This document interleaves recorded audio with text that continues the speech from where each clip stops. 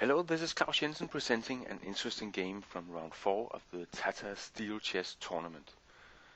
I think chess lovers know this tournament in recent years as Chorus Chess, and further back in time it was just named Wijk aan Zee, referring to the city in Netherlands where the event has been held for many years. The tournament has always attracted the very best players, and this year is certainly no exception. The top 4 in the world are participating: Carlsen, Anand, Aroni and Kramnik, and we also have very strong GMs like Nakamura, Grischuk, Shirov and Ponomarev in the field. All in all, 14 players are competing in GM Group A, and one of the most entertaining players, Alexei Shirov, has had an awful start to the tournament, having scored only half a point in the first 4 rounds.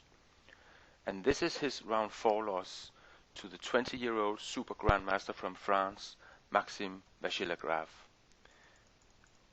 Shirov has the white pieces, and the game starts d4, knight f6, c4, g6, knight c3, d5, the Grunfeld defense, c takes, knight takes, e4, knight takes c3, b takes c3, the exchange variation, bishop g7, bishop c4, c5, knight e2, knight c6, bishop e3, castles, castles, knight a5, bishop d3, b6, queen d2, and e5.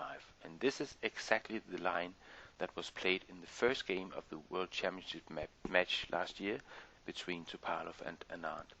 And Topalov had the white pieces, and he won that game playing a pawn sack, and playing for an f4, f5 break.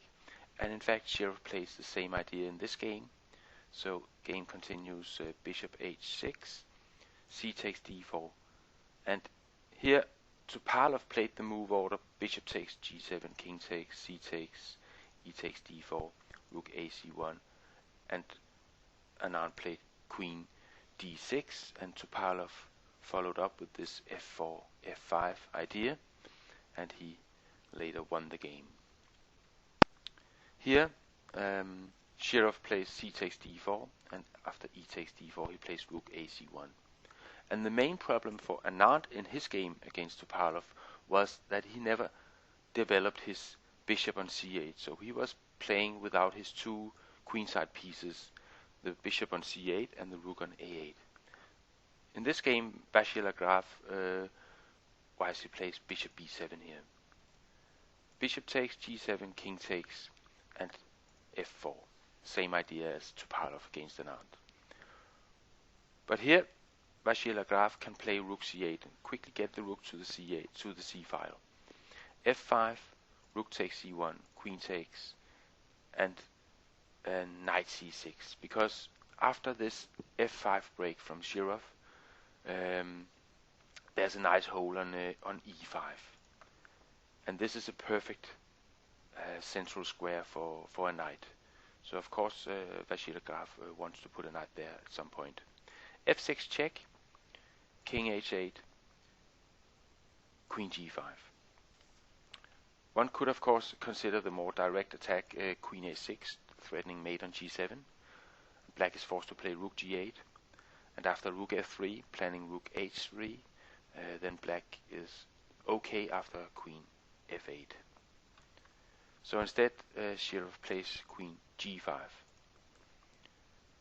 queen d6, and an interesting alternative to the move that Shirov actually played in the game, which was knight g3, was to play rook f5 here, with the idea that now black cannot play knight e5 because it would be hanging, and of course the rook cannot be taken because there's a mate on g7. And if black plays rook g8, threatening to take the rook on f5, then the rook can go to d5 with a very complicated game, but a very active rook in the center of the board for Shirov, but a complicated game. But Shirov played knight g3 because, the threat is knight f5, and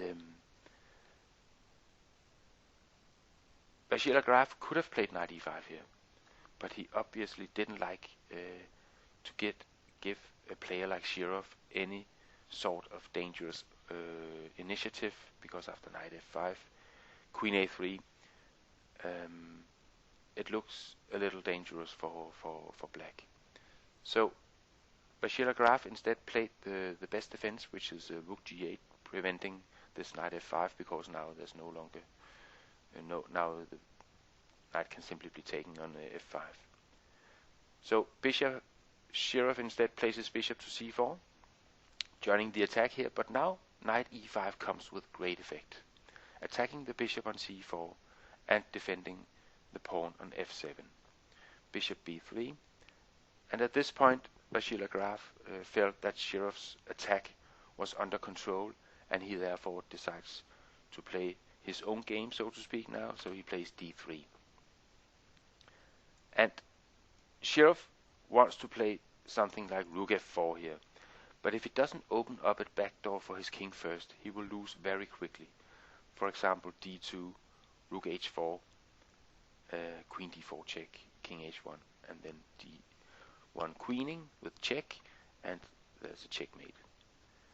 So he has to open this backdoor first, so he plays h3, bishop a6, and now rook f4. And typically Shirov, he goes all in this position. He could have played the more defensive rook d1, but this would probably just lead to a slow death instead, because Vachier-Lagrave has a clear advantage here, queen d4 check, king h2, and bishop b7, attacking e4.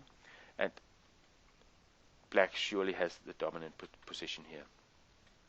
So Shirov goes all in instead, bishop f4, d2, king h2, queen c5. And now, of course, Shirov would like to play rook h4.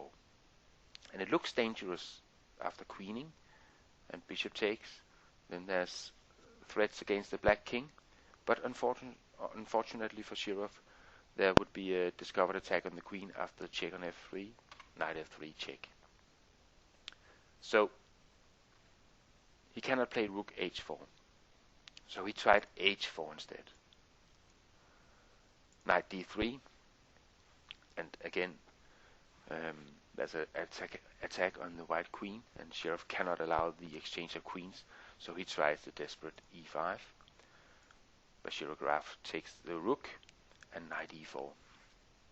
Now Vachier-Lagrave plays the strong move, knight e6, and after bishop takes e6, queen c6, everything is holding nicely together for black, who will be up a whole rook after white takes on d2, and black takes one of the pieces.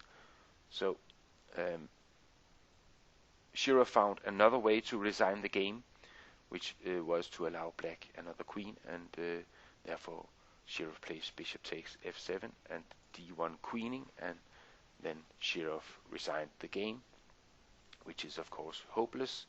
And I think it was quite an interesting game in a line that has been played on World Chess Championship level, and Vachier-Lagrave played very accurately in the middle game, and played some very nice defensive moves. So Shirov was in fact without any chance. So I hope you enjoyed this game, and I hope to see you on my blog at klausjensen.com. Bye bye for now.